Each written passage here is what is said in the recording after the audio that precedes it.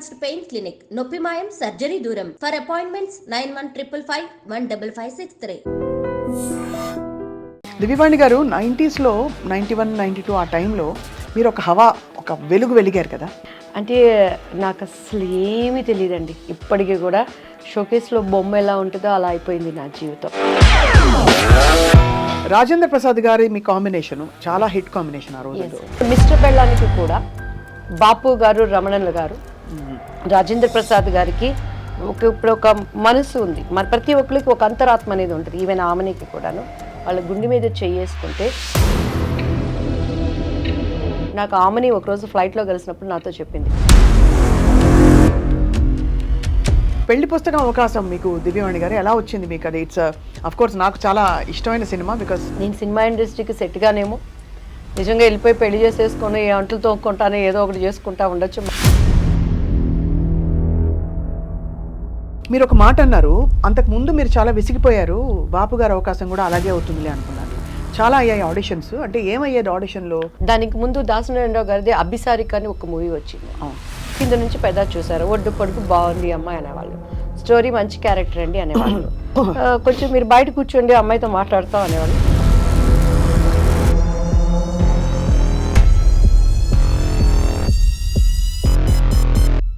కాదు అంటే అంత ఓపెన్గా మిస్బిహేవ్ చేసేవాళ్ళ? కొండవీటి దొంగలో శుభలేఖ రాసుకున్న యాక్చువల్లీ నేను ఆయనకు మరదలు. ఆ సాంగ్ నాకు ఆయనకి ఉండాల్సింది. కొన్ని అనివార్య చెప్పుకోలేని కారణాల వల్ల ఆ సాంగ్ మళ్ళీ రాధా గారికి మార్చబడింది. ఓహో, అందులో కూడా మళ్ళీ మరి ఫిల్మ్స్ బాగా సాగుతున్న టైంలో మీ వివాహం ఎలా జరిగింది దివ్యవాణి? ఆఫ్టర్ దట్ చెన్నై వచ్చేసాను నేను. అప్పటి నుంచి నేను సింగిల్ పేరెంట్. ఇప్పటి వరకు కూడా బయట ప్రపంచానికి ఎవరికి తెలియదు. ఫస్ట్ టైం మీకే మీ ఇంటర్వ్యూలోనే చెప్తాను. అప్పుడు మీ వారికి నచ్చలేదా? నచ్చలేదంటే కొన్ని అభిప్రాయ భేదాలు వచ్చినాయి.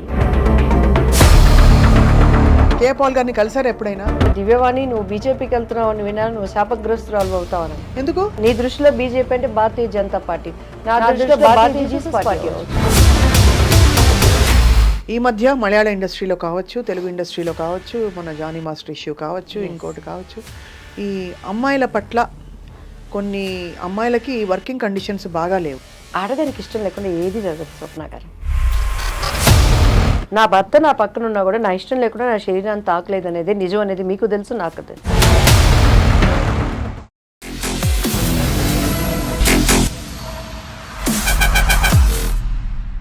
కానీ ఆ తర్వాత కూడా మీరు ఎదురవుతూ ఉండిందండి. అంటే కష్టం. ఇప్పుడు మనకి కొన్ని గీతలు మనం గీసుకుంటాం, మనకి ఇలాంటి కాస్ట్యూమ్స్ వేసుకోను, ఈ ప్రవర్తన నాకు నచ్చదు అని. ఆ గీతలలో ఉండడం వల్ల ఇంకా తర్వాత కూడా మీరు అవకాశాలు కోల్పోయారా? లేకపోతే చాలా కోల్పోయాను. మిస్టర్ పెళ్ళాం ఒకటేనా? చాలా ఆమె సినిమా నేను చేయాల్సింది ఈవీవి గారిది. అండ్ నాకు అడ్వాన్స్ కూడా ఇచ్చేశారు, వెనక్కి వెళ్ళిపోయాను. గరానా మొగుళ్ళలో వాణి విశ్వనాథ్ క్యారెక్టర్ నేను చేయాల్సింది, దానిని మిస్ అయిపోయాను. మిస్ అయిపోవడం అంటే they just come and tell you know. ఇంకా అంతే. ఇక ప్రాబ్లమ్స్ అది ఎవరన్నా అనుకోండి, డైరెక్టర్లు అనుకోండి, హీరోలు అనుకోండి, మేబీ వాళ్ళ దానికి ముందు మీకేమన్నా డైరెక్ట్ ఇండికేషన్ వచ్చేదా దట్ ఏదో ఎక్స్పెక్ట్ చేస్తున్నారు వీళ్ళని? 100% వచ్చేది. మమ్మీ వాళ్ళకి అంత ధైర్యం చేసేవాళ్ళు కాదు నా దగ్గర. పాప ఏమీ నన్ను అయితే ఇబ్బంది పెట్టేవాళ్ళు కాదండి. నేను ఇక్కడ గొప్ప ఏంటంటే నా టాలెంట్ నన్ను బ్రతికిచ్చింది. దివ్యవాణి అంటే సింగిల్ టేక్ ఆర్టిస్ట్.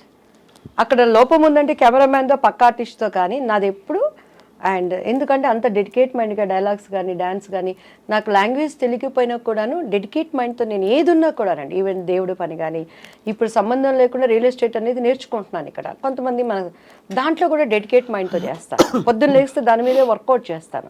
అలా నేనేమి ఎక్కడ బైబుల్ కాలేజీకి వెళ్ళలేదు, బైబుల్ థెరపీలు పొందలేదు. కానీ అక్కడ నిలబడినప్పుడు నేను షికాగోలో చాలా టైం ఇస్తారండి వాళ్ళు. కానీ అక్కడ 1.5 hours 2 hours when God spoke through with me, whole Chicago దేవుడు మాట్లాడాడు అనే విధంగా, అక్కడ హృదయాలకు తాకే విధంగా నేను దేవుడికి పాదాలు పట్టుకుంటాను. అట్లా ఏది చేసినా నాకు తెలియకపోయినా కూడాను దాన్ని తెలుసుకోవడానికి ప్రయత్నం చేసేదాన్ని. అది ఇండస్ట్రీలో నన్ను నిలబెట్టింది. ఎందుకంటే నాకు బాగా చిరంజీవి గారు ఇచ్చిన కాంప్లిమెంట్ అనమాట. 3 సినిమాలు ఒకటే సంవత్సరంలో, పెళ్లి పుస్తకం, ఇద్దరు పిల్లల ముద్దుల పోలీసు, ఎదురింటి మొగుడు హ్యాట్రిక్ హిట్ చిత్రాలు కథానాయికి అని అప్పట్లో ఆంధ్రజ్యోతి వీటిలో వచ్చినప్పుడు చిరంజీవి గారు ఒకసారి ఎయిర్పోర్ట్లో చెన్నై, మా అమ్మగారు వెళ్ళిపోయి తొందరగా వెళ్ళు, నమస్తే చెప్పు, బాగా మాట్లాడు, ఆయన పక్కన నీకు అవసరం వెళ్ళంగానే సార్ నమస్తే అండి అని అన్నారు. సార్ మీతో నేను ఒక్క సినిమా చేయాలి సార్, నాకు సార్ అంటే నీకేంటమ్మా హిట్ చిత్రాలు కథానాయకివి అన్నారు. నాకు ఆ మాట అసలు ఎంత సంతోషం అనిపించింది అంటే, దాని తర్వాత కొండవీటి దొంగ చేశాం. కొండవీటి దొంగలో శుభలేఖ రాసుకున్న, యాక్చువల్లీ నేను ఆయనకి మరదలు, ఆ సాంగ్ నాకు ఆయనకి ఉండాల్సింది. కొన్ని అనివార్య చెప్పుకోలేని కారణాల వల్ల ఆ సాంగ్ మళ్ళీ రాధా గారికి మార్చబడింది. ఓహో, అందులో కూడా మళ్ళీ మారి సో అప్పుడు నేను ఏడ్చి మా మమ్మీ మేమంతా మరదల క్యారెక్టర్ వేశారు, కానీ ఆ పాట మాత్రం నా కోసం అని పెట్టింది. ఎందుకు ప్రత్యక్షమైన సాక్షి పరచూరు గోపాలకృష్ణ గారు. అంటే ముందు చెప్పారు మీకు, ముందు రోజు ఒక సాంగ్ ఉంటుందని చెప్పారు. కొన్ని కారణాల వల్ల ఆ సాంగ్ని మళ్ళీ మార్చేసి రాధా గారికి ఆయనకి పెట్టారు. సో అలాంటి సంఘటనలు ఎన్నో అలా చెప్పుకోలేనివి కొన్ని కొన్ని ఉంటాయి. చాలా మీరు పోరాడారు అయితే. చాలా నేను పోరాడలే, మా అమ్మ పోరాడారు. అమ్మ పోరాడారా? నేను రిలాక్స్. అమ్మ అలా నిజంగా కంటికి రెప్పలాగా అమ్మ కనుపాపలా చూసుకున్నారు మిమ్మల్ని నిజంగా, అంతే కదా? అంతే, ఎక్కడ కసికి అందకుండా. మీరు ఫిల్మ్స్ బాగా సాగుతున్న టైంలో మీ వివాహం ఎలా జరిగింది దేవివాణి గారు? వివాహం కూడా చేసుకోవాల్సి వచ్చింది ఒక లెక్కన. ముత్తినంత హెండతి అని ఒక కన్నడ మూవీ జరిగిందండి. మాలశ్రీ సాయి కుమార్ నేను, ఆయన చూడటం ఇష్టపడటం అండ్ మా వాళ్ళతో మాట్లాడటం అండ్ కొన్ని ఇంట్లో వాళ్ళకి ఇష్టపడలేదు, ఎందుకంటే చాలా భవిష్యత్తు ఉంది కదా నా మీద. మంచి అంటే అందరూ మంచి పీక్ లో ఉన్న మీరు. నాకు 22 yearsకే మా బాబు పుట్టేశాడు. But did you feel you made a wrong choice అప్పుడు? 100%. ఎందుకంటే కెరియర్ పీక్ లో ఉన్నప్పుడు ఏ స్త్రీ కూడా, అందులో ఇట్స్ అ పవర్ఫుల్ పొజిషన్, ఆర్థిక స్వాతంత్రం, డబ్బులు, పవర్, ఫేమ్ అన్ని. అప్పుడు ఏమనిపించేది అంటే, ప్రేమించారా? ప్రేమించబడ్డాను. ఓకే, సో అందరి జీవితాల్లో అవుతాయండి. సో ఇట్స్ లైక్ ప్రేమ అంటే మనకు తెలియదు, అంత సీన్ లేదు మన ఫేస్లకి. ప్రేమించబడ్డాను అనమాట. అంటే ఇంకొకటి ఏంటంటే స్వప్న గారు, నేను 14 yearsకి ఇండస్ట్రీకి వచ్చేసాను. డాన్స్ 87, నా 10th ఇంకా నాకు ఇది కూడా రాలేదు, ఏమంటారు దాన్ని, నా రిజల్ట్స్ కూడా రాలేదనమాట. మా నాన్నగారు చనిపోయారు. సో ఆ సినిమా హిట్ అయిపోయింది. ఒక 6 months ఏదో నా మీద వర్కౌట్ చేశారు మమ్మీ వాళ్ళు క్యారెక్టర్స్ కోసం. నా ఆల్బమ్ రావటం అప్పట్లో ఎస్పి వెంకన్న బాబు గారికి చేతుల్లోకి వెళ్ళింది. ఆయన డేట్స్ చూస్తానికి తీసుకునే టైంలో టక్టక్క సినిమాలు రావటం, రామారావు గారు, పసుపులేటి రామారావు గారు డేట్స్ చూసేవాళ్ళు, ఉమా అంకుల్ చూసుకునేవాళ్ళు. కొన్ని దానిగా వచ్చాయి. 3 years నాన్ స్టాప్గా నేను ఇల్లు చూడలేదు. ఒకలాంటి హోమ్ సిక్ అయిపోయింది. మా ఇంట్లో కుక్క పిల్ల, మా అక్క, మా అన్నయ్య. అట్లా టైంలో నేను కళలో ఆ సినిమా హిట్ కొట్టడం, వెళ్ళిపోవటం, చేయటం నాకేమైపోయేదంటే పొద్దుగూకులు వర్క్, అమ్మ నాన్న. సో ఆ టైంలో ఏదో ఒకటి నాకు ఐ వాంట్ సంథింగ్, అది నాకంటూ ఒక స్వతంత్రమైన జీవితం అని చెప్పుకోలేని పరిస్థితి. నేను నా భావనలు నేను చెప్పుకోలేను. డ్రెస్ వేసుకోవాలా, అమ్మ చెప్పింది వేసుకోవాలి. మాట్లాడటం ఇంటర్వ్యూలో మమ్మీ ట్రైనింగ్ ఇచ్చి, అప్పుడు ఈ ప్రభు వీళ్ళంతా మా మమ్మీ దగ్గరకు కూడా వచ్చేవాళ్ళు కదండి. అంత మా మమ్మీ అంటే హిట్లర్ అనమాట. ఇంటర్వ్యూలు అంటే ముందు ఇది చెప్పి అన్నీ చెప్పి వీటన్నిటి కారణం మా మమ్మీ అని చెప్పాలని నేర్పించేది. సో అట్లా నాలో ఫస్ట్ నుంచి కూడా ఒక భావనలు ఉండే, వాటన్నిటికీ బ్రేక్ పడిపోయింది. తెలియకుండా ఇది పెళ్ళని చేసుకుంటే నేను వెళ్ళిపోతాను కదా, నాకంటూ నా లైఫ్ నేను ఇష్టంగా యా మెయిన్ 80% అది కారణం, 20% నా వయసు కారణం, ఇంకా మిగతాది పరిస్థితులు మనకి కొన్ని దేవుడు అనుమతిస్తాడు. But I choose wrong decision. అది నాకు ఇప్పుడు అర్థమవుతుంది. అవునులేండి, అవును. ఇండివిజువాలిటీ అవును, మనం ఉండుంటే ఇంకా. బట్ కానీ ఇంకొకసారి కూడా నేను అనుకుంటాను, ఒకవేళ నేను అలా ఉన్నా కూడా నాకు క్యారెక్టర్స్ వస్తాయని గ్యారంటీ ఏంటి? మంచి ఆర్టిస్టు, ఒడ్డు పొడుగు బాగుంది, అభినయం ఉంది, అందు ఉంది, సింగిల్ టేక్ ఆర్టిస్టు అన్నీ ఉన్నా కూడాను తెర వెనక టాలెంట్స్ మనకి లేవు. వస్తాయా లేవా గ్యారంటీ లేదు. సో అట్లా నేను శుభలగ్నం సినిమాలండి, ఆమెని క్యారెక్టర్కి. మొన్న కూడా నిన్న ఏదో ఫంక్షన్లో ఎస్వి కృష్ణారెడ్డి గారు కలిసాను, అదే చెప్పాను, సార్ శుభలగ్నంలో ఆమెని క్యారెక్టర్ నాది, ఎందుకు పోయిందో మీకు తెలుసు, ఇప్పటికైనా ఆ భర్తీని ఆ ఫుల్ఫిల్ మీరే చేయాలి సార్ అంటే కృష్ణారెడ్డి గారు నవ్వుతా ఉన్నారండి. సార్ చాలా అంటే సపోర్టివ్ ఆఫ్ విమెన్ కదా చాలా కృష్ణారెడ్డి గారు ఇప్పుడు కూడా. ఆ క్యారెక్టర్ అదే మీరు ఆ శుభలగ్నం మంచి పవర్ఫుల్ ఆమెని క్యారెక్టర్ క్యారెక్టర్ ఆమెని గారి మొన్ననే ఆమెని గారిని ఇంటర్వ్యూ కోసం కలిశాను అనమాట. అని ఐ ఫీల్ హ్యాపీ. ఓ నాలాగే కష్టంతోనో వచ్చిన ఇంకొక వాళ్ళకి రావటం, వాళ్ళకి అది లైఫ్ అవటం కూడా ఐ అప్రిషియేట్. వాళ్ళకి మంచి ఎవరికైనా మనం బాగుండాలి, అందరూ బాగుండాలంటే దానికి అర్థం అదే కదా స్వప్న గారు. కానీ నేను ఎప్పుడు బాధపడలేదని. ఏ రోజు ఈ క్యారెక్టర్ నాకు పోయింది అని బొక్కబార్లు పడుకొని అన్నం మానేసి ఏడ్చింది. గ్యాప్లో ఏం చేసేవారు మరి? ఆలోచిస్తూ కూర్చునేవారా ఇప్పుడు? సినిమాలకు మధ్య గ్యాప్లో అసలు గ్యాప్ ఎక్కడుంది స్వప్న గారు? పెళ్ళయ్యే వరకు నాన్ స్టాప్ పోరాటం.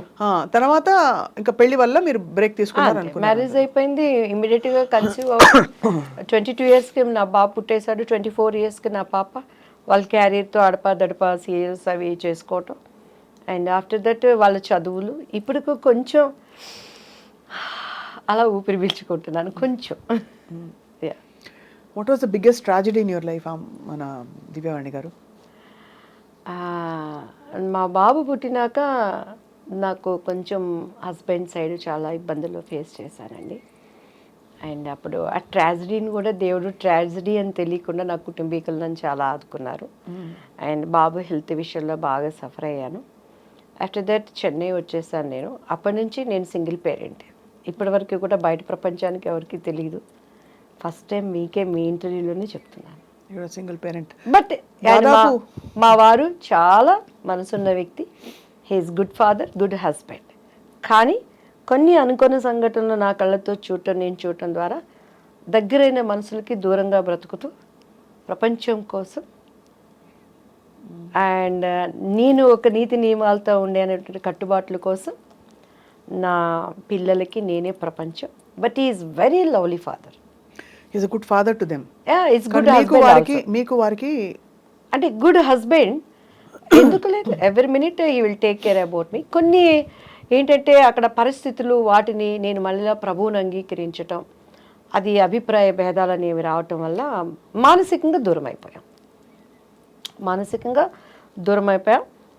చాలా సంస్కారవంతుడు ఆయన. నాకు దేనికి అడి చెప్పి every minute he will take care. మా పిల్లల గురించి కానీ ఇక కామెడీ ఏంటంటే మా పిల్లలకు కూడా మాకు ఎంత అగాధం ఉన్నది అనే విషయం తెలియదు. ప్రభువుని మీరు స్వీకరించవలసిన ఎక్స్పీరియన్స్ ఏంటి దివ్యవాణి గారు? నేను ఎప్పుడు I love talking about God. అది మతానికి అతీతంగా, ఇది క్రైస్తవ మతమా, హిందూ ధర్మమా, ఇస్లాం మతమా, ఇంకోట బౌద్ధ మతమా అని కాదు. దేవుడే. So tell me about your experience. ఎలా అయింది మీకు అసలు? యాక్చువల్లీ నేను ఏంటంటే అమ్మవారు అంటే దివ్యవాణి అంటే అమ్మవారండి. అలా అమ్మవారి భక్తురాలు మీరు? భయంకరంగా. సుప్రభాతం మనం పాడామంటే ఎంఎస్ సుబ్బలక్ష్మి అక్కర్లేదు అంత. ఇక అక్కడ ఎక్కడ మనకి తిరుపతి టెంపుల్ ఎలా ఉంటుందో మీరు ఇన్నే ఓపిక ఉందంటే 2 చరణాలు నాకు ఇప్పటికీ గుర్తున్నాయి. చెప్పండి అమ్మా తల్లి, చెప్పండి తల్లి. ఎలా అంటే 4 గంటలు అయ్యేసరికి ఇంట్లో గంట మన ఇంట్లోనే మోగుతుంది. టేప్ రికార్డు ఉండదు. మా పిల్లలు చిన్నోళ్ళు. మా అబ్బాయికి మొత్తం స్నానం చేయించేసి పంచి కట్టేసి నాతో పాటు దేవుడి గదిలో కూర్చోబెట్టి అలంకరణ అంతా అయిపోయిందంటే కౌసల్యా సుప్రజా రామ పూర్వా సంధ్యా ప్రవర్తతే ఉత్తిష్ట నరశార్దూల కర్తవ్యం దైవమాన్నికం ఉత్తిష్ట గోవింద ఉత్తిష్ట గరుడధ్వజా ఉత్తిష్ట కమలాకాంత త్రైలోక్యం మంగళం కురు మాతః సమస్త జగతాం మధుకైటభారే వక్షో విహారిణి మనోహర దివ్యమూర్తే శ్రీస్వామి నిశ్చిత జనప్రియదానశీలే శ్రీ వెంకటేశ దయతే తవ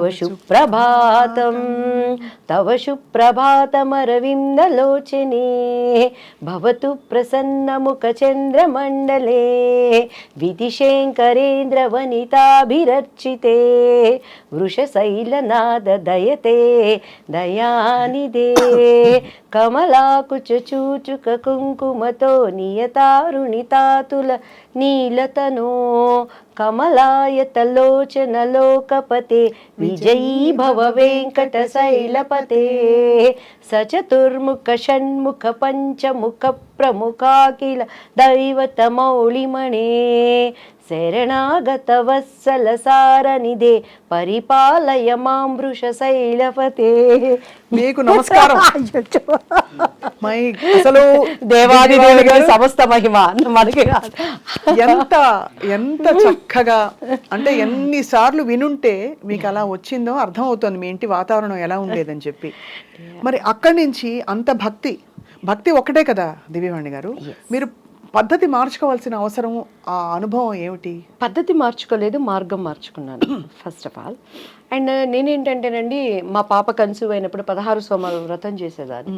ఎలా అంటే పొద్దున్నే చన్నీళ్ళతో స్నానం చేసి పుట్ట మీదకి వెళ్ళి పుట్ట మీద నుంచి మట్టి తీసుకొచ్చి దానిని లింగం చేసి దాన్ని దాంట్లో పెట్టి వ్రత కథవంతా చదువుకొని ఉమ్ము కూడా మింగకుండా నా కడుపుతో ఉన్న వాళ్ళకి ఆకలేసేది. మా పాప లోపల నుంచి ఇళ్ళ గీకేది. అలా కఠినంగా నేల మీద కూర్చొని నేను పూజలో అంతా దీనిగా ఉండేదాన్ని. మా ಆಡಪಡಿಸಲು అయితే ಪೂಜೆ ಅಂತ ಮಾಡಿದ್ರೆ ದಿವ್ಯ ನೋಡ್ಕೊಂಡು ಕಳಿಯಬೇಕು, ಎಷ್ಟು ಚಂದ ಡೆಕೋರೇಟ್ ಮಾಡ್ತಾಳೋ ಪೂಜಾ ರೂಮ್ ಎಲ್ಲ అని మా ఆడపడుచులు అంతా అనమాట. సో అలా టైంలో ఒకసారి నేను పుట్ట మీద నుంచి మట్టి తీసుకొని వచ్చేటప్పుడు మా మంజు అని మా పని అబ్బాయి ఉండేవాడు పక్కన, నాకు హెల్పర్. పుట్ట దగ్గరికి వెళ్ళాలంటే భయం వేసేది. మధ్య భయ అయితే కణం నేను ಹೋಗಿ ತಗೋಬಾ మన్ను అనేదాన్ని. బన్నీ అక్క అనేవాడు. అంటే ఆ మట్టి మీద చేసినప్పుడు పాము ఎక్కడ వచ్చిద్దో, నన్ను ఎక్కడ గరిసిద్దో అని భయపడితే ఆ పుట్ట మీద మట్టి తీసుకునేదాన్ని. ఒకరోజు మా ఇంట్లో అప్పటి సౌదీ అని చెప్పని కర్ణాటకలో అంతా బచ్మనే అంటారండి, బాత్రూంలోనే రాగి కాగుంటుంది, 24 hours నీళ్ళు కాగుతూనే ఉంటాయి. ఆ కట్టెలు పైనుంచి తీసేటప్పుడు ఇంత పెద్ద కట్ల పాము పడింది కింద. నేను వణికిపోయి పరిగెత్తి దానిని కట్టి తీసుకొని కొడతా ఉన్నాడు ఎవరు, మా ఆ పిల్లోడు మంజు. నాకు అప్పుడు పాము దేవుడు కదా, పాము దేవుడు కనిపిస్తే ఇప్పుడు స్వప్న గారు రాగానే నాకు ఒక బ్యూటిఫుల్ హగ్ ఇచ్చారు. ఎంత ప్రేమ అంటే ఆ కౌగిలింతలో ఇష్టం, ప్రేమ. ఒక మనిషికి మనిషి ఎంత ఇష్టం ఉంటే దేవుడు కనిపిస్తే నేను వాటేసుకోవాలి కదా, నేను హక్ చేసుకోవాలి కదా. ఆ దేవుడి కోసమే కదా మనం పూజలు చేస్తున్నాం. మరి పాము నేను హక్ చేసుకోవాలి కదా. ప్రతి మనం ఆరాధించే వాటికి పాము సింబల్ ఉంటుంది కదా. ఎందుకు పామును కొడుతున్నాం?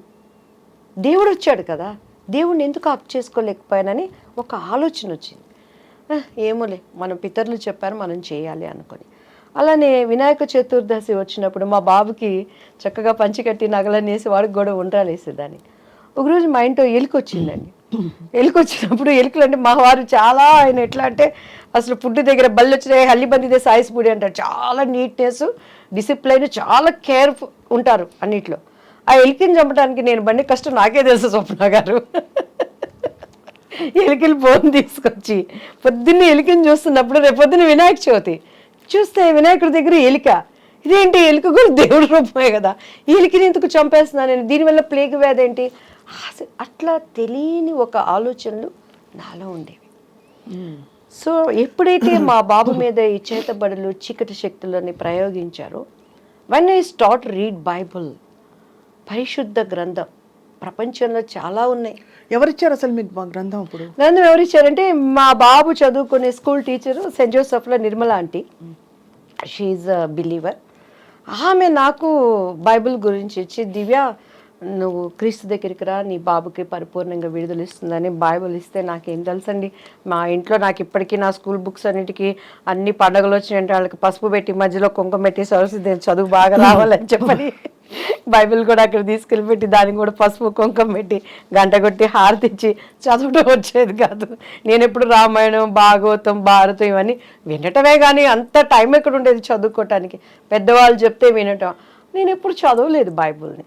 సో ఫస్ట్ టైం నాకేదో దీన్ని చదువు అని ఒక ప్రేరణ వచ్చినప్పుడు నేను ఆంటీ ఇచ్చింది తీసినప్పుడు ఫస్ట్ నాకు ఏం అర్థం కాలేదు. భూమి ఆకాశం శూన్యంలో నుంచి వచ్చింది, ఒక పేజీ అది చదివా ఏం అర్థం కావట్లేదు, ఏం చదవాలి మూసి పెట్టేశాను, దండం పెట్టుకున్నాను. మనకు ముచ్చటగా ఏది చేసినా 3 సార్లు చేయాలి. సో ఏంటి బైబుల్, ఎందుకు నేను చదవాలి, నువ్వు నాతో ఏం మాట్లాడతావు దేవుడు యేసయ్య అని నేను దండం పెట్టుకొని ప్రేయర్ చేసినప్పుడు, మీరు నమ్మరు స్వప్న గారు, 3 times అంత పెద్ద పరిశుద్ధ గ్రంథంలో ఒకటేసారి ఒకటే వాక్యం వచ్చింది, తూర్పు పడమర ఉత్తర దక్షిణ నువ్వు ఎటు వెళ్ళినా కూడా నా సన్నిధి నీతో ఉంటుంది. ఆ మాటకి నాకు అర్థం తెలియదు, ఇప్పుడు నేను దాన్ని అనుభవిస్తున్నానండి. వరల్డ్ వైజ్ నేను ఎక్కడికి వెళ్ళినా కూడా గాడ్ ప్రెసెన్స్ ఏంటి, దేవుడు కార్యాలు ఎలా ఉంటాయని ఆ తర్వాత బైబిల్ చదవటం, నేను పడిన ఒక మంచి చర్చ్ చెన్నైలో జైపాల్ గారు అని చెప్పని, రక్షణ అంటే ఏంటి, అసలు మత మార్పిడి అనే వాళ్ళని, దాన్ని అంగీకరిస్తున్నటువంటి దేవుడిని అంగీకరించిన వాళ్ళని చాలా వాళ్ళకి తెలియచెప్పాల్సింది. ఎక్కడా ఆయన నేను మతం అని చెప్పలేను. ఐ ఆమ్ ద వే, నేను మార్గం, ఐ ఆమ్ ద ట్రూత్, నేను సత్యం, ఐ ఆమ్ ద లైఫ్, నేనే మార్గం, నేనే సత్యం, నేను జీవం. ఆ మార్గం ఏంటి? ఈరోజు మన ఐడ్రీమ్ స్టూడియోస్కి రావాలంటే జీపీఎస్ పెట్టుకొని వాళ్ళు పంపించిన లొకేషన్ పట్టుకొని కరెక్ట్గా వచ్చాను. వచ్చినాక కూడా మన పిల్లలు చెయ్యి ఊపి దీనిలే పైరని అంటే ఆ కరెక్ట్ మార్గం పట్టుకోబట్టి ఇక్కడికి వచ్చాను. ఏంటి ఆయన మార్గం? I'm the truth. ఈ ప్రపంచంలో ఈరోజు సప్న గారు, దివ్య గారు ఇద్దరు కోర్టుకు వెళ్ళారంటే ఒకటే నిజం ఉంటుంది, రెండోది అబద్ధం. దానికోసం వాదనలు జరిగితే ఒక్కొక్కసారి అన్యాయం గెలవచ్చు, కానీ న్యాయం అనేది ఎప్పటికైనా నిలుస్తుంది. ఆయన ఏమంటున్నాడు? ఐ ఆమ్ ద ట్రూత్, నేనే సత్యం, నేను మాత్రమే సత్యం అంటున్నాడు. ఐ ఆమ్ ద లైఫ్, నేను జీవం. ఆ జీవం ఏంటి? ఈరోజు అగ్ని ఆరదు, పురుగు చచ్చిపోదు. ప్రతి ఒక్కడు, ఒక ప్రాస్టిట్యూట్ అయినా, ఒక దొంగ అయినా, మన కులం ఏదైనా, మన మతం ఏదైనా, మనం ఏమనుకుంటాం? చచ్చిపోతే స్వర్గంలో ఉండాలి అనుకుంటాం. ఆ స్వర్గంలో ఉండటానికి జీవం ఎవరు? అంటే స్వర్గం ఉందో లేదో ఎలా తెలుసు మీకు? 100% మంచి ఉంది, చెడు ఉంది, దేవుడు ఉన్నాడు, దయ్యము ఉంది. ఇక్కడ ఓకే, మన భూమి మీద స్వర్గం నరకం ఉంటే, మంచి ఆలోచనలు ఉంటే, మంచి ప్రపంచం ఒక ప్లెజెంట్ గా ఉంటే ఆ స్వర్గం అనుకుంటాం. స్వర్గం అనేది లేకుండా ఊహల్లో యమదొంగ సినిమా ఎలా చేశారు? అలాంటి స్వర్గలోకం అంటారా? నేను స్వర్గలోకం అదేం చెప్పట్లేదు, అప్పట్లో నాకు అదే స్వర్గం. కానీ బైబిల్ చదివినాక 100% దానిని పరలోకం అంటారు. మన భాషలో కొలెక్వల్ లాంగ్వేజ్లో అర్థం అవటానికి స్వర్గం అని నేను చెప్తున్నాను. 100% ఉంది. అది ఇక్కడ ఉన్నట్టు ఉండదు. దేవుడి రాజ్యం ఒకటి ఉంది. అసలు మనం అక్కడ వారసులుగా ఉండటానికి దేవుడు తన రూపంలో తనలాగా ప్రతిదీ సృష్టించుకున్నాడు. ఎందుకంటే బైబిల్లో ప్రతిదానికి ఆన్సర్ ఉందండి. ఒకసారి నాకు పరశుర్ అంకుల్ కాల్ చేశారు, ఏంటి ఈరోజు నీ దివ్య పలుకులు రాలేదు అని. అప్పుడు నాకేంటంటే కొంచెం ప్రార్థన చేసుకుని ఏదొచ్చిందంటే వచ్చేసి నాకు ఇష్టమైన వాళ్ళందరికీ ఫార్వర్డ్ చేసేదాన్ని. చేస్తుంటే ఏంటి నీ దివ్యమైన పలుకులు రాలేదు అని అన్నాను. అంటే లేదు అంకుల్, నేను కొంచెం ఏదో వర్క్లో ఉండి పంపించలేకపోయాను, పంపిస్తాను. నిన్న ఒకటి అడుగుతాను చెప్పవే అన్నారు. అడగండి అంకుల్ అన్నాను. కోడి ముందా గుడ్డు ముందా అన్నారు. కోడి ముందు అంకుల్ అన్నాను. ఇత్తు ముందా చెట్టు ముందా అన్నారు. చెట్టే ముందు అంకుల్ అన్నాను. ఎట్లా చెప్తావే అని అన్నారు. నా బైబిల్లో ప్రతిదానికి సమాధానం ఉంది అంకుల్.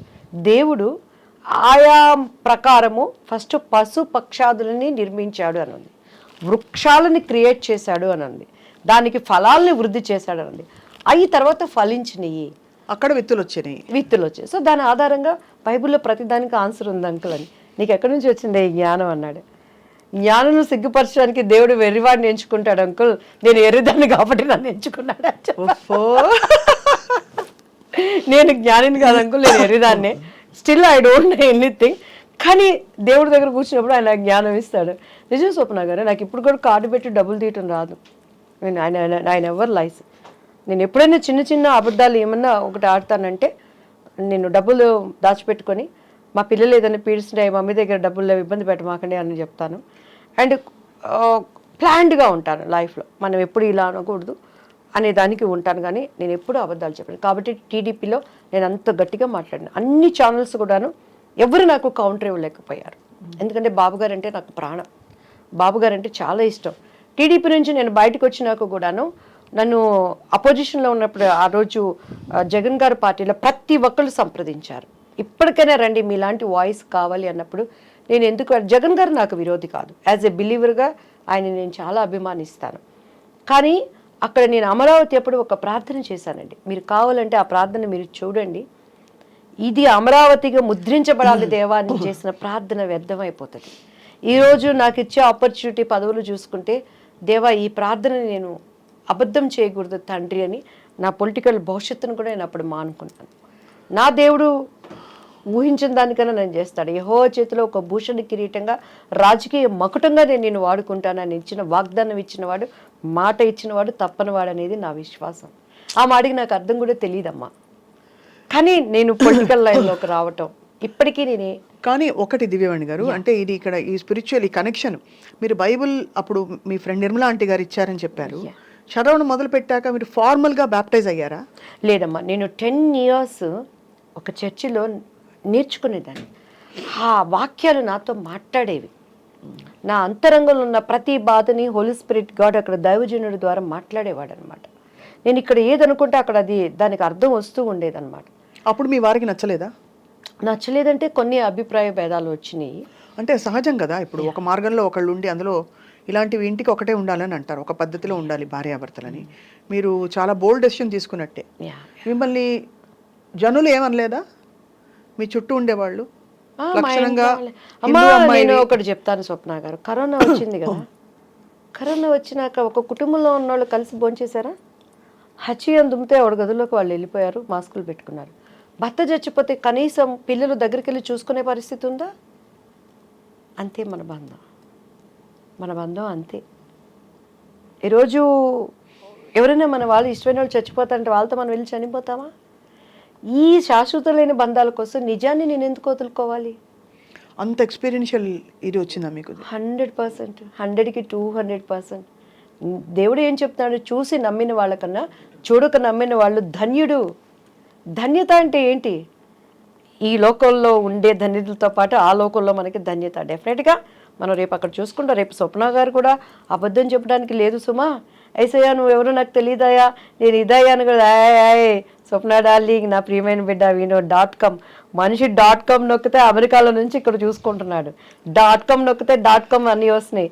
దేవుడు .com నొక్కాడంటే ఈ టైం అని చూపిస్తే మనం బొంకటానికి లేదు. ప్రతి మోకాలు ఆయన నామాన ఊనవలసిందే, ప్రతి నేత్రము ఆయన చూడాల్సిందే. మృతులు సూపర్ నేచర్ పవర్తో. ఎందుకంటే యేసుక్రీస్తు వారు మృతుడుగా ఇక్కడ లేడు. ఉంటే చరిత్ర వదులుతుందా అమ్మా? శాస్త్రజ్ఞులు వదులుతారమ్మా? తీమని ఆయన డెడ్ బాడీలో ఆయన ఆనవాళ్ళు తీయమని చెప్పండి. ఇప్పటికీ కూడాను ప్రతి దానికి ఒక బోటు నీకు తయారైందంటే ఆ కాలంలో నోహ చేసిన బోటే. నీకు చరిత్రనే ఆధారం. క్రీస్తు శకం, క్రీస్తు పూర్వం కొలవబడుతున్నవారు, ఆరాధించబడుతున్నవారు, పూజించబడుతున్నవారు అనేక మంది ఉన్న ఎందుకు మార్చుకోలేకపోతున్నారు? పరిశుద్ధ గ్రంథం, హృదయ శుద్ధి కలవారు ధన్యులు, వాళ్ళు మాత్రమే దేవుని చూస్తాడు. ఈ గ్రంథము పేరే పరిశుద్ధ గ్రంథం. హోలీ, పరిశుద్ధత, cleanness. Without clean you can't see the God. ఏ గ్రంథానికి ఆ పేరుంది? అండ్ ఆయన ఒక చరిత్ర, హిస్టరీ, హిజ్ స్టోరీ, హిస్టరీ. యేసుక్రీస్తు వారి స్టోరీ, హిస్టరీ, చరిత్ర. అఫ్ కోర్స్ మీకైన అనుభవాలు తప్పకుండా దివ్యవాణి గారు మిమ్మల్ని ఇటువైపుకు తీసుకొచ్చిన తర్వాత మీ జీవితంలో కుటుంబం విషయంలో ఇలా కొంచెం అయినప్పటికీ మీరు భయపడకుండా ముందరకెళ్ళారు మీరు అనుకున్న మార్గంలో. తర్వాత ఏం జరిగింది? మీకు ఏ విధమైన? చాలా అమ్మ, మా బాబు విషయంలో డే బై డే ఇంప్రూవ్. అసలు ఇప్పుడు ఎలా ఉన్నారు బాబు? నాకు మీకు యాక్చువల్లీ చెప్తే నమ్మశక్యం కానివి, కానీ నాకు థైరాయిడ్తో చాలా వెయిట్ వేసాను అప్పుడు. ఈ విచ్ క్రాఫ్ట్స్ అవన్నీ నా మీద కూడా ఉండి నా టీఆర్ ప్రైస్ నా వెనకటి రూపాయలు నాకు ఇచ్చింది. నా బాబుకి చాలా ఎలా అంటే నా బాబు నాకు లేడు అని. విచ్ క్రాఫ్ట్ చేశారు ఎవరు మీ మీద? మా హస్బెండ్ చేశారా? హస్బెండ్ వాళ్ళ? హస్బెండ్ సైడ్ వాళ్ళు మేబీ, ఐ డోంట్ నో. ఎందుకు చేసి ఉంటారు? ప్రాపర్టీస్, వేరే లాంగ్వేజ్ నుంచి వచ్చిన అమ్మాయి ఉంటాయి కదండి, చాలా జెల్సీ మైండ్లు. అందరూ మంచితనం జరిగిందా బాబోయ్? ఎస్పెషలీ నా బిడ్డ రేపు వారసుడు అక్కడ. ఇప్పటికీ కూడా నేను ఇంకా ఫైట్ చేస్తున్నాను. సో అలాంటి టైంలో మా కుటుంబీకులు ప్రేమనంతా మా ఇంట్లో మా అన్నయ్య వాళ్ళు గృహప్రవేశాల కంటే కూడా నన్ను పిలిచేవాళ్ళు కాదు. ఇక్కడికి వచ్చిన యేసుక్రీస్తు అంటుందని చెప్పని. సో అట్లా బంధువులు, దేవుడు ఏంటంటేనండి, అంటే నేను ఎవరిని విమర్శించట్లేదు సుమా. అండ్ ఇప్పుడున్నటువంటి నా తోటి సహోదరులు సహోదరులు వాళ్ళు ఏ కులమైన ఏ మతమైన, భారతదేశము నా మాతృభూమి, భారతీయులందరూ నా సహోదరులు. ప్రతి ఒక్కరిని నేను విలువనిస్తాను, గౌరవిస్తాను. ఓపికతో వాళ్ళు నిజాన్ని తెలుసుకోవాలని ప్రార్థన మాత్రమే చేసుకుంటాను. కానీ నేను ఎవరిని ఎప్పుడు క్రిటిసైజ్ చేయనండి. చాలా నేను వాళ్ళ విలువనిచ్చి చాలా వాటిని అటెండ్ అయింది కూడా నేను ఉన్నది. అయితే ఇక్కడ నా స్వ అనుభవం, మీరు ఎన్నో ఇంటర్వ్యూస్ చేస్తుంటారు, ఇంత బోల్డ్గా లేదు దివ్య అన్నారు. ఎవరినైనా ఈ మాట మీరు అనగలిగారా? ఎంతోమంది దేవుళ్ళు చూశాను. ఈ నిజాన్ని, ఈ కనెక్టివ్ని నేను గ్రహించుకున్నాను. ఎందుకంటే ఈ కళ్ళతో చూస్తే మీకు క్రీస్తు అర్థం కాడమ్మా. మనసుకున్నటువంటి ఒక మనోనేత్రం తెరవబడాలి, అప్పుడు మాత్రమే ఆయన అర్థమవుతాడు. నేను ఆ స్థితికి రావడానికి చాలామంది నా గురించి ప్రైజ్ చేసిన వాళ్ళు ఉన్నారు. ఎందుకంటే ఎప్పుడైనా యేసయ్య గురించి ఎవరైనా చెప్తానికి వస్తే అబ్బా వీళ్ళు వచ్చారు మళ్ళీ బుర్ర తింటారు అని ఇంట్లో నేను కూర్చొని తలుపులు వేసేసుకొని లేనని చెప్పించిన సందర్భాలు వేవేలు కోళ్ళలు ఉన్నాయన్నమాట. కానీ దేవుడు 10 సంవత్సరాల పిచ్చిదానిలాగా ఇది నిజం అని పరిగెత్తిన సందర్భాలు కూడా అనేకం ఉన్నాయి. కానీ చాలా డిస్టర్బెన్సెస్ లైఫ్లో. ఎందుకంటే ఈరోజు ప్రతి ఒక్కరు క్రిస్మస్ చేసుకుంటారు, ప్రపంచం అంతా చేసుకుంటుంది, తెలిసిన వాళ్ళు తెలియని వాళ్ళు. ఆ రోజు మనం చూస్తే కన్య మరియా అంటారు, షీఈ్ వర్జిన్. వర్జిన్కి ఎలా గర్భం వచ్చింది? హోలీ స్పిరిట్తో. మీరు యేసుక్రీస్తు వారి DNA ఇప్పటికీ కూడా ఆయనను సిలువ వేసినప్పుడు ఒక రక్తపు చుక్క అక్కడ పడినా ఆ నమూనాలు తీసుకుని శాస్త్రజ్ఞులు చేస్తే వాటిలో జీవకణాలు ఉన్నాయట. ఒక రక్తం పడితే గడ్డగడిపోతుంది, అది వెళ్ళిపోతుంది, దాంట్లో జీవకణాలు ఉండవు. It's truth. ఆ జీవకణాల DNA చూస్తే మేల్ దాంట్లో ఆనవాళ్ళు లేవు, స్త్రీ మూలాలు అందులో ఉన్నాయి. స్త్రీ సంతతి ఆయన ఫోర్ ఫాదర్స్ అంతా మనం తీసుకుంటే ఆమె గర్భం ధరించినప్పుడు ఆమె ఎక్కడ సంతోషంగా లేదమ్మా. ఆమెను ఎవరు తీసుకెళ్ళి శ్రీమంతాలు చేయలేదు, మా ఇంట్లో ఉండనలేదు. అప్పట్లో ఎంగేజ్మెంట్ అయింది వాళ్ళిద్దరికి, భర్త ఆమెను ముట్టుకోలేదు, కానీ గర్భం వచ్చింది. వాళ్ళ హస్బెండ్ పరిస్థితి ఏంటి? ఒప్పుకుంటాడా? ఎన్ని అనుమానాలు. ఆయనంట రహస్యంగా ఆమెను విడనాడాలని చూశాడట. అంటే ఎవరికి చెప్పకుండా ఆమెకి ఎట్లా వచ్చిందో కడుపు. అప్పటిలో ఆచార ప్రకారం రాళ్లతో కొట్టి కొట్టి కొట్టి కొట్టి చంపారు ఆ స్త్రీ. మధ్య నెట్ఫ్లిక్స్ సినిమా కూడా వచ్చింది, చూసారా? సో అటువంటి స్థితిలో దేవుడు నా దగ్గర ఉన్నాడు అని చెప్పని గర్భంలో మోస్తున్న ఆమెకి మెప్పులు రాలేదు, సంతోషము రాలేదు, ఆదరణ లేదు. ఆ రోజు కన్య గర్భాలలో ఉన్న స్త్రీని ఈరోజు మన హృదయంలో మనం మోసేటప్పుడు మెప్పులు రావు, సంతోషాలు ఉండవు, సమాధానం అంతకన్నా. క్రైస్తవుడి జీవితం అంటే వడ్డించిన విస్తరి కాదు, కష్టమైన జీవితం అంటారు, కత్తి మీద సాము. కానీ మిమ్మల్ని క్రిటిసైజ్ చేశారు దివ్యవాణి గారు, సినిమా ఇండస్ట్రీ సభ్యులు. కానీ దేవుని మహాకృపమ్మ, టీడీపీ పార్టీలో ప్రతి ఒక్కళ్ళు నా దగ్గరకు వచ్చి ప్రార్థన చేయించుకునేవాళ్ళ. అది ఓకే అంటే అలా చేయించుకోవడం, బట్ క్రిటిసైజ్ ఏమో నా ముందుకు వచ్చి ఎవరు చేయరు కదమ్మా స్వప్న గారు, నా ముందుకు వచ్చి ఎవరు చేయరు. నా కుటుంబీకులు అనేవాళ్ళు నువ్వంతా ఓవర్ చేస్తున్నావు, అతి చేస్తున్నావు, నీకు ఎందుకే అని చెప్పనేవాళ్ళు. ఏంది అతి? లవ్ చేసుకునే మెసేజ్లు పంపించుకునేటప్పుడు అతి లేదు, తినటానికి అతి లేదు, సంపాదనకు అతి లేదు, అక్రమంగా పోవడానికి అతి లేదు. దేవుడి దగ్గర అతి ఏంటి? నాకు ఇష్టమైంది నన్ను వదిలేయండి అనేదాన్ని. అట్లా బ్యూటిఫుల్. మీ ఎక్స్పీరియన్స్ మీరు షేర్ చేసుకున్నందుకు first of all thank you so much.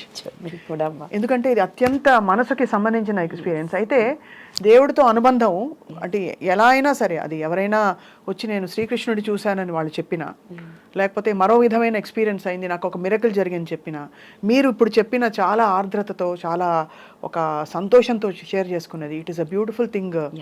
ఒక్కటే స్వప్న గారు, ఇప్పుడు నేను వచ్చాను, పొరపాటున ఇక్కడ ఏమో నల్లగా మసి అయింది. ఈ మసి పోవాలంటే ఏం చేయాలి? మసి పెట్టి రుద్దితే మసిపోతుందా?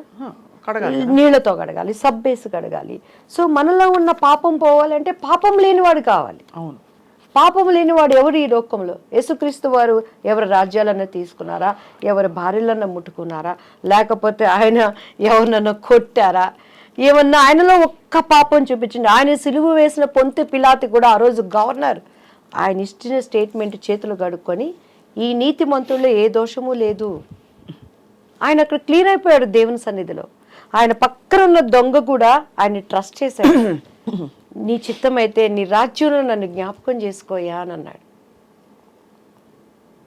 సో నమ్మకం, ట్రస్ట్, మన విశ్వాసం లేకుండా ఆయనకి ఇష్టలుగా ఉండటం అసాధ్యం. నేను నమ్మాను, ఎందుకంటే ఆ చర్చికి వెళ్తున్నప్పుడు చాలా మొండిదాన్ని.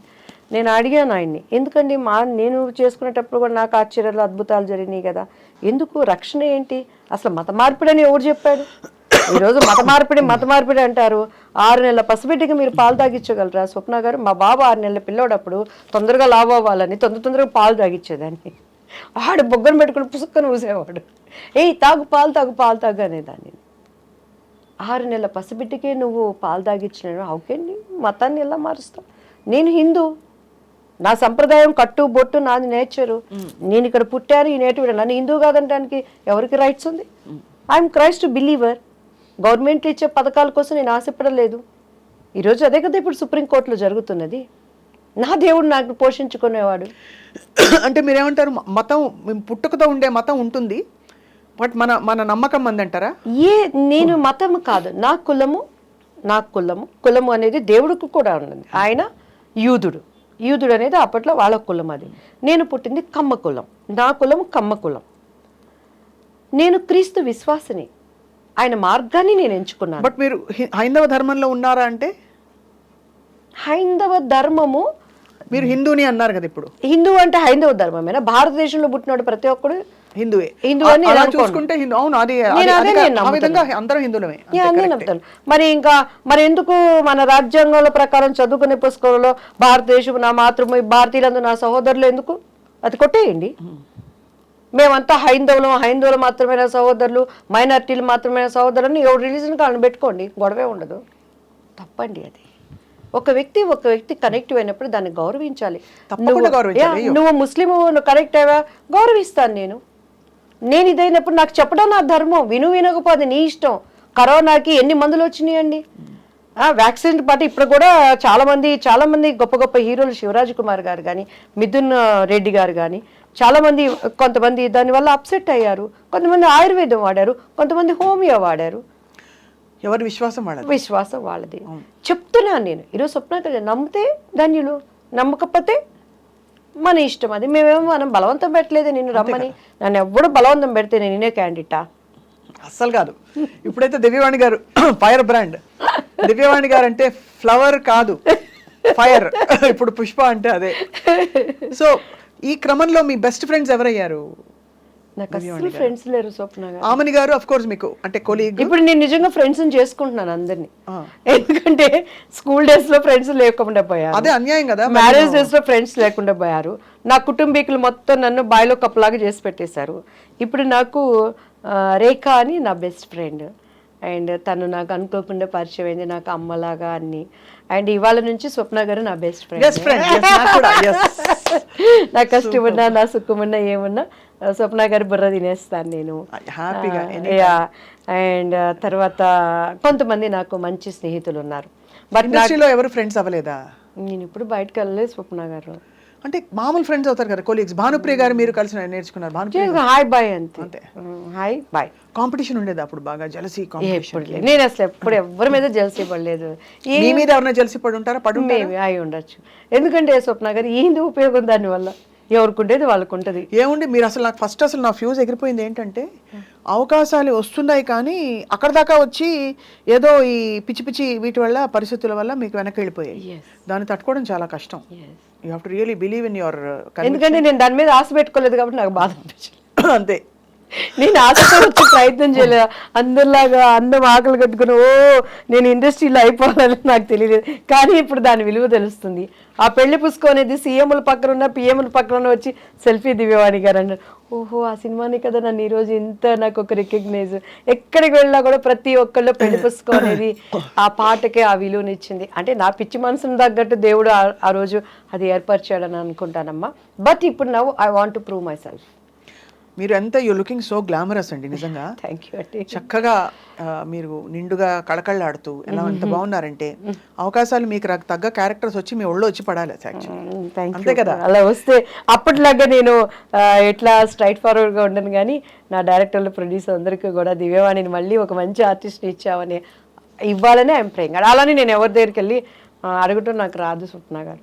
మా మమ్మీని కూడా నేనేం అడగను. ఈవెన్ మా వారిని కూడా డబ్బులు కావాలంటే నాకు అడగటం రాదు.